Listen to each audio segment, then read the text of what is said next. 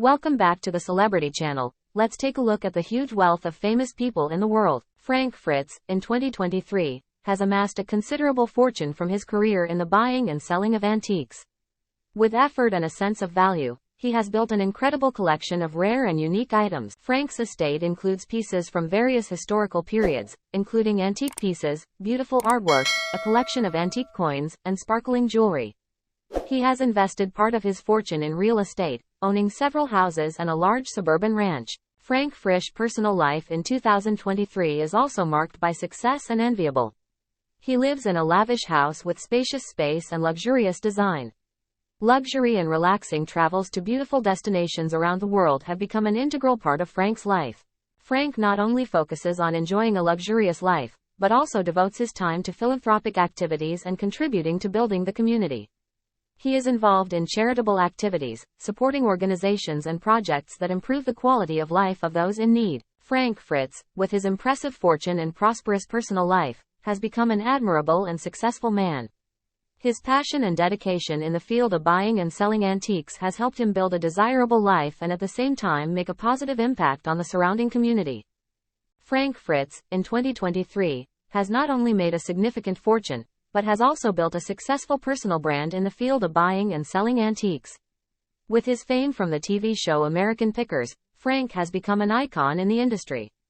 Besides managing antiquities properties, Frank has also expanded his business by creating lines of antique-related products. He has launched a unique collection of products such as books, t-shirts, ornaments and vintage toys, attracting the interest of fans of retro and vintage culture. Frank's personal life continues to be tailored to his success and influence. He remains disciplined in finding unique and rare items, spending a lot of time researching and sharing knowledge about their history and value. Frank is not only a talented collector, but also an avid explorer and inspiration for others. He often organizes exhibitions, seminars and exchange programs to share his experience and knowledge with the community of antique lovers. Most importantly, Frank Fritz and started talking with Bob Walls back here starting at 5 o'clock this morning. People have banded together, come together to make sure that people are safe. And that everything is being done to help the folks. When I got here, went out to talk to some of the folks who have been affected in the church, Pastor Stevie's church. Pastor Stevie, by the way, Pastor Stevie's right here, and thank you for showing such a great face of compassion for the folks here. But by the time I got here, most of the 1,000 people who have been resettled and transferred to other places had already left, and either in motels or hotels or with friends. There is an animal shelter that has offered to put up pets for 2 days for free. The community has really banded together, and I really appreciate that. But I especially want to thank Pastor Stevie, Bob Walls, who is the Heinemann Emergency Coordinator. Bob, thank you. And we have a number of people here. Just want to say a few words, but the concern is for the safety and welfare of the people of Heinemann, and to make sure that we're doing everything we can at the state level to help the good work that's going on at the local level. So let me turn it over to the director of the Pennsylvania Emergency Management Agency, Rick Flynn. Rick? Governor, thank you. Thank you. Thanks again, and I'll tell you that, and again, from our perspective, we certainly are concerned about the folks that have been displaced, and we know that they're being taken care of. But I will tell you, from a Pennsylvania Emergency Management Agency perspective, our role is to support the county. And County Director Dave Cubbinson is here. That's our role is to support whatever he needs. We've gone ahead and activated our Commonwealth Response Coordination Center early on this morning.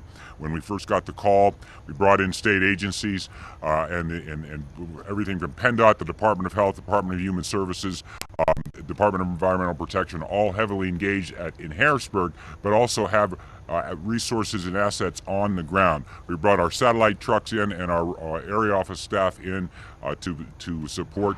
South Central Task Force brought in their incident management team. They're going to start working. We brought our state incident management team into support of them. So again, it's a collective effort, but as the governor said, our number one concern is the safety and making sure that this thing goes smoothly. And so we're working very closely with the local officials to make sure that happens. I'd like to turn that over now to Josh Lang, who's the chair of the Bedford County Commissioners. Josh? Thank you. Thanks. Appreciate it.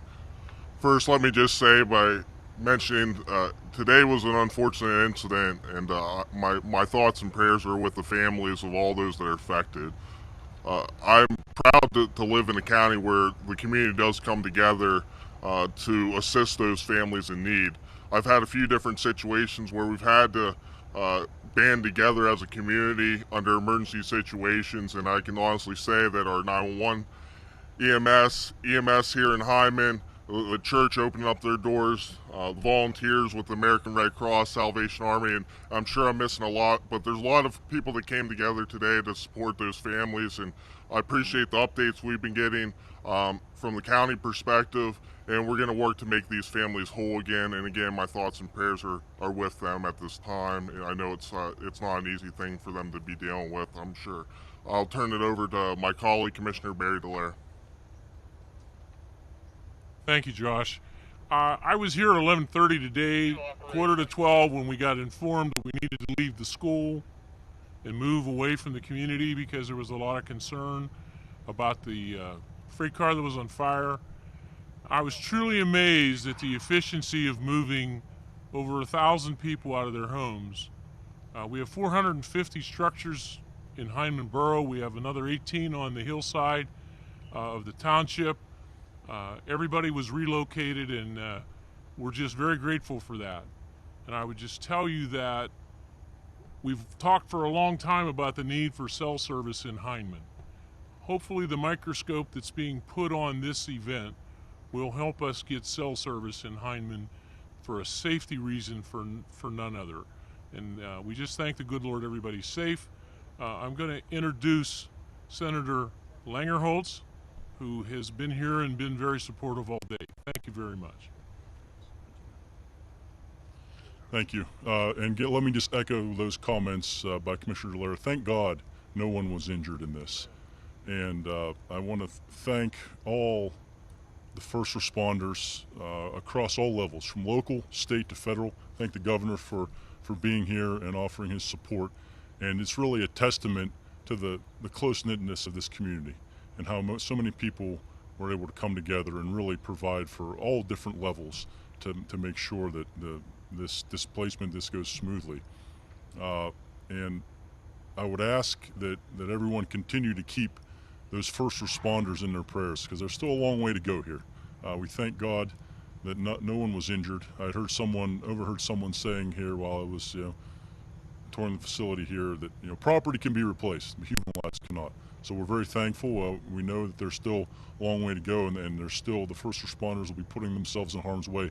So we ask you to please keep them in your prayers. Thank you. Okay, now all of us are happy to open this up to questions. As far as what are some of the immediate assets? Obviously, there's a lot right now that you can bring to bear to alleviate the situation, from the first responders aspect to the many people here who are, as you said before, apparently doing what they do in Central Pennsylvania, is take care of themselves. Right. Well, as I said, we're in a support role. This was a derailment of a train that had some nasty substances in the cars, but the response on the part of the local responders and CSX has been tremendous. What we're doing, the Pennsylvania Emergency Management Agency is here. That's Rick Flynn. PennDOT is here. The Pennsylvania State Police, the Department of Environmental Protection, and we're here to play whatever supporting role we can play to make sure that people are safe, and we will continue to do that. But again, we're